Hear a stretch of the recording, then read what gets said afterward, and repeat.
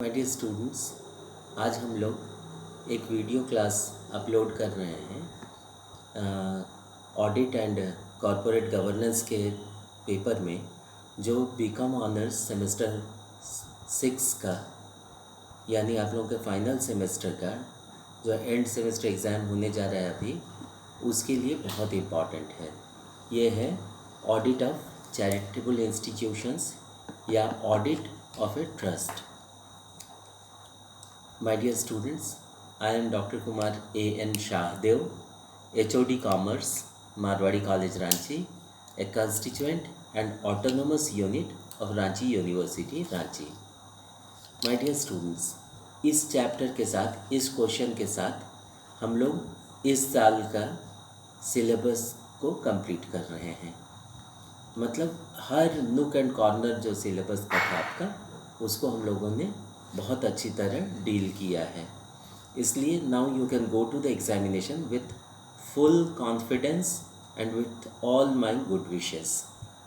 My dear students, कहते हैं a charitable institution may be set up under the provisions of the trust act 1882, the societies registration act 1860, और it may be registered as a guarantee company under the Companies Act 2013. In case it is registered under the Companies Act, the nature and scope of the duties of the auditor shall be defined by the Companies Act. In other cases, it will depend upon the provisions of the relevant statutes under which it is registered and the agreement between the auditor and his client. The auditor of a charitable institution must note the following points with regard to its audit. My dear students, trust का मतलब होता है विश्वास, और trust जो the trust act 1882 है, उसके अंतर्गत उन चीज़ों को, उन फोर्सेस को सेफगार्ड करने के लिए इसको बनाया जाता है जिनका कि कोई देखभाल करने वाला ना हो, जिनके पास बहुत बड़ी संपत्ति हो, बहुत वैल्यूएबल चीज़ें हों, और जो अभी चाहे तो माइनर हो, चाहे बहुत एज के हों, जिनको कि सेफगार्ड की ज़रूरत होती है, सुरक्षा की आवश्यकता होती है। ऐसे कंडीशन में provisions of the trust act 1882 बहुत प्रभावी होता है और वो मदद करता है। तो इसमें जो पॉइंट्स ध्यान देने के हैं, प्रिलिमिनरी वर्क जो सबसे पहले ऑडिटर को करना पड़ता है वो है, first of all he should ascertain the legal status of the charitable institution. It may be a trust, a society or a company limited by guarantee. अर्थात ऑडिटर को सबसे पहले जिन बातों को ध्यान देना चाहिए वो है कि उसका लीगल स्टेटस क्या है, लीगल प्रोविजंस क्या है जिसके अंतर्गत उसका निर्माण किया गया है। दूसरा है, the auditor should note the important provisions of the applicable statute, for example public trust act और सोसाइटीज़ रजिस्ट्रेशन एक्ट और companies act etcetera, particularly those effective the work of the auditor, जो इफ़ेक्ट करते हैं, जैसे Indian public trust act हुआ या societies registration act हुआ या इंडियन कंपनीज एक्ट हुआ। तो इन बातों को बहुत माइन्यूटली ऑडिटर को देख लेना चाहिए एक बार। तीसरा है, he should note the important rules, bylaws, provisions of the memorandum और articles of association which may affect the audit work. Memorandum of association और आर्टिकल्स ऑफ एसोसिएशन के जो ये है, उसको प्रोविजंस हैं या बाईलॉज या रूल्स को ऑडिटर को ध्यान से पढ़ लेना चाहिए, समझ लेना चाहिए। नेक्स्ट पॉइंट है, he should examine the minute book of the meetings of the managing committee, governing body, board of trustees, board of directors to obtain information about important decisions. Minute book क्या होता है? जो board of trustees का meeting होता है या board of directors की meeting होती है या गवर्निंग बॉडी की मीटिंग होती है या मैनेजिंग कमेटी की मीटिंग होती है, तो उसका जो इम्पोर्टेंट डिसीजंस होता है उनको रिजोल्यूशन कहा जाता है। और उन रिजोल्यूशंस को जहाँ पे नोट करके रखा जाता है उसको मिनट बुक या मिनट्स कहते हैं। नेक्स्ट है he should obtain a list of books of account together with the provisions entrusted to maintain them. उसको ऑडिटर को उन बुक्स ऑफ अकाउंट्स को भी बहुत ध्यान से देख लेना चाहिए जिसमें कि उसकी जिम्मेवारी दी गई है देख रेख करने की, मतलब जो बुक्स ऑफ अकाउंट्स मेंटेन किए गए हैं ट्रस्ट में उसको वो बहुत गंभीरता से ले। Also he should obtain a list of provisions who are authorise to sanction और एग्जीक्यूट फाइनेंशियल ट्रांजैक्शंस। जिनको अथॉरिटी मिली हुई है, अधिकार मिला हुआ है, उनके बारे में भी उसको एक लिस्ट ले लेना चाहिए उनका भी, ताकि जो सैंक्शन कर सकते हैं फाइनेंशियल ट्रांजैक्शंस को उनकी पूरी जानकारी हो उसके पास। नेक्स्ट है he should examine the latest audit reports and note down important qualifications and observations. Latest जो ऑडिट रिपोर्ट है खास करके पिछले साल का, उसको बहुत ध्यान से पढ़ लेना चाहिए और उसमें अगर कोई क्वालिफिकेशन या ऑब्जर्वेशन है तो उसको भी वो गंभीरता से समझ ले। नेक्स्ट है he should study the end evaluate the internal control system. Internal control system जो एप्लीकेबल है उस संस्था में उसको वो बहुत ध्यान से देख ले regarding receipt of donations and other incomes, purchases etcetera. कहने का तात्पर्य ये है कि जहाँ कहीं जरा भी संभावना हो, थोड़ी सी भी संभावना हो गड़बड़ी की, उस बात को वो बहुत गंभीरता से समझ ले ऑडिटर और उसके नियमों का अनुपालन करे। अब आता है ऑडिट ऑफ इनकम्स। इसमें 3 बातें होती हैं। एक है ऑडिट ऑफ इनकम ट्रस्ट का या सोसाइटीज़ एक्ट में जो रजिस्टर्ड है उसका, और चैरिटेबल इंस्टीट्यूशन का जो इनकम है वो कहाँ से आ रहा है, सही तरीके से आ रहा है कि नहीं, उसकी प्रॉपर अकाउंटिंग हो रही है कि नहीं, उसकी रिकॉर्डिंग हो रही है कि नहीं, समराइजिंग हो रही है कि नहीं, क्लासिफिकेशन हो रही है कि नहीं, और उसका सही ढंग से इंटरप्रिटेशन हुआ है कि नहीं।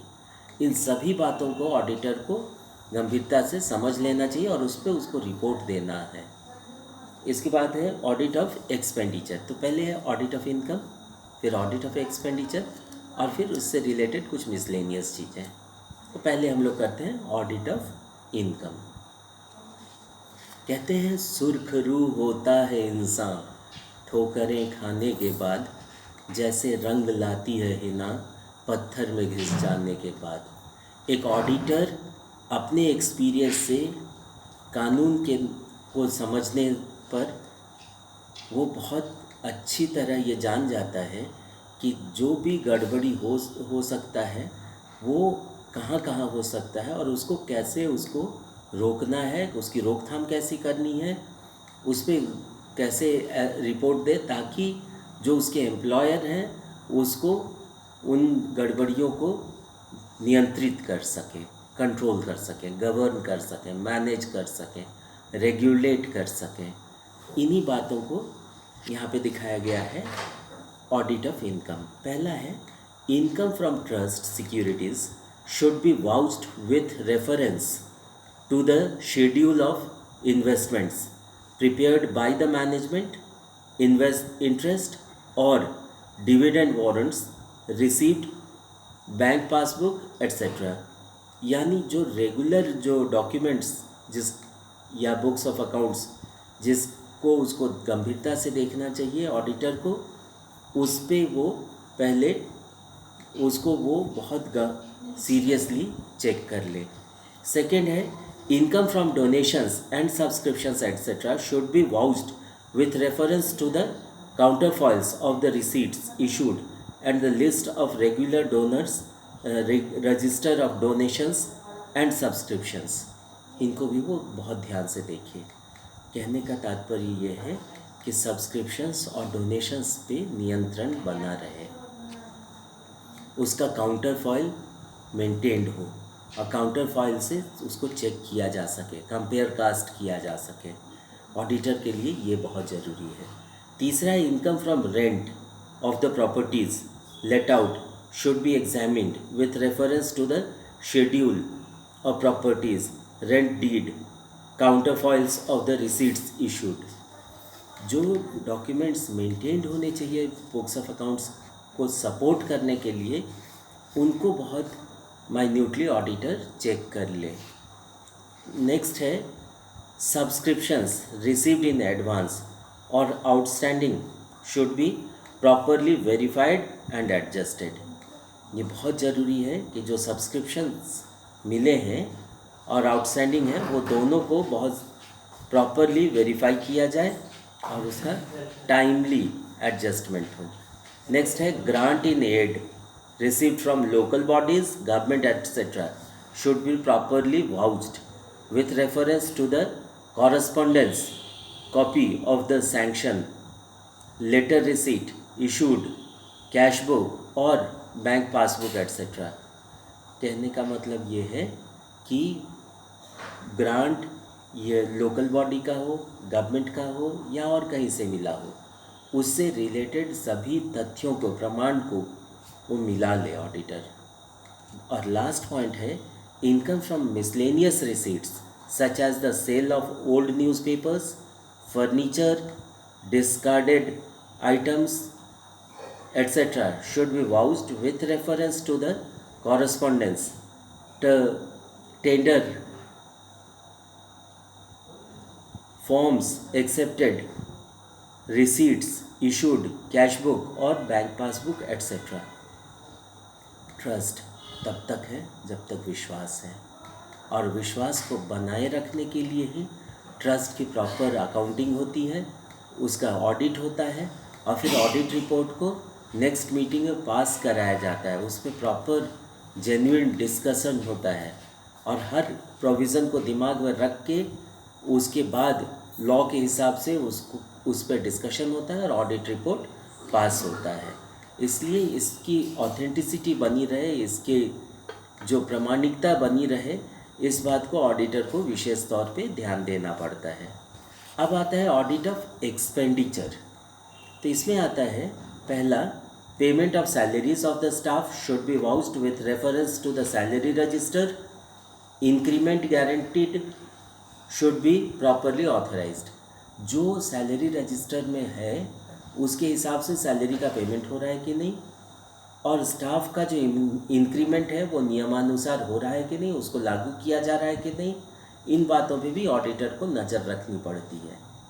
सेकेंड पॉइंट है honorarium paid through the secretary और ट्रस्टीज और other members should be vouched with reference to the trust deed, memorandum और articles, minutes of the board meeting, managing committee और एग्जीक्यूटिव कमिटी.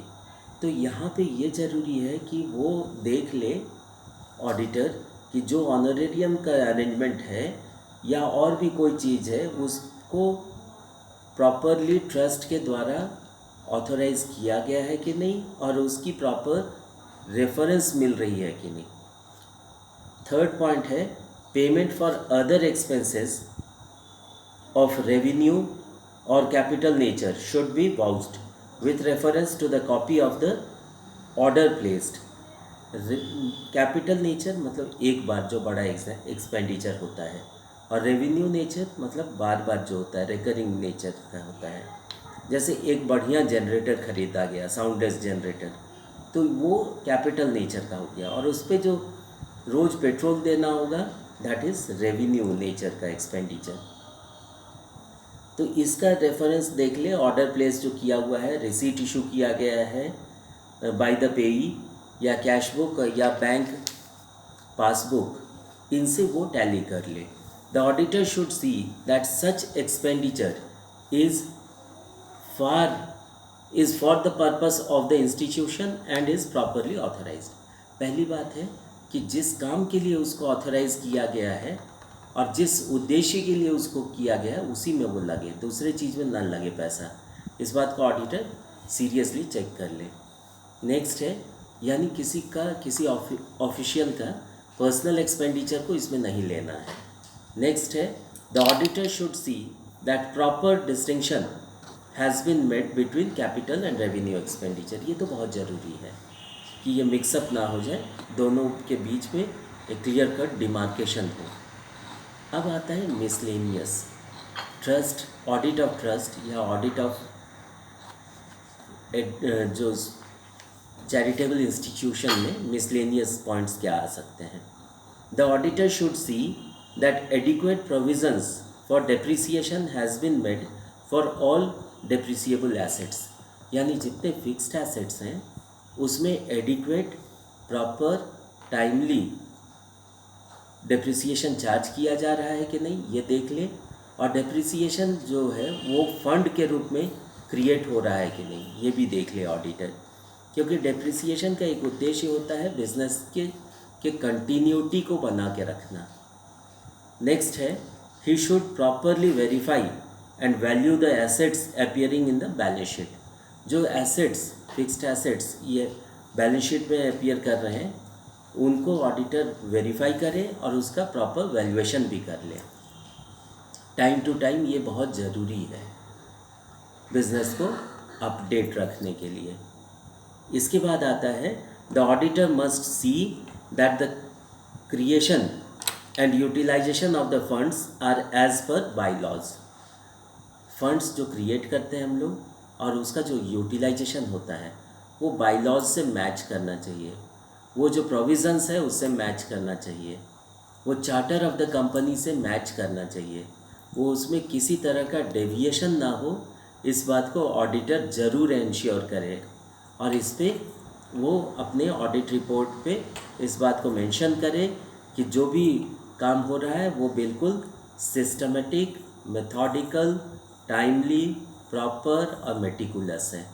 यही उद्देश्य है ऑडिट ऑफ ट्रस्ट का, क्योंकि अगर ट्रस्ट का अकाउंट्स प्रॉपर हो रहा है, टाइमली हो रहा है, as per accounting standards, accounting laws, accounting provisions हो रहा है, और अगर उसका प्रॉपर ऑडिट हो रहा है टाइमली और ऑडिट रिपोर्ट एकदम न्यूट्रल है, क्लीन है, तो ये बहुत अच्छी बात मानी जाती है।